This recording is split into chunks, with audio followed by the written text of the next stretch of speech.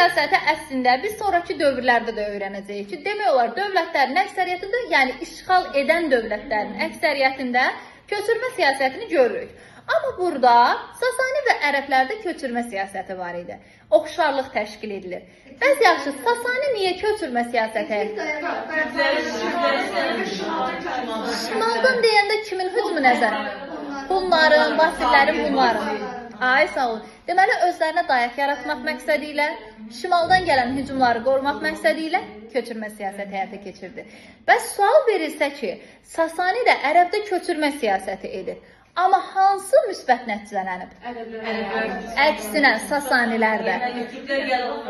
Xeyr, Sasanilər buraya köçürdüyü zaman əhali arasında qaynayıb qarışmayıb. Yəni öz varlığını, öz kimliyini qoruya bilir.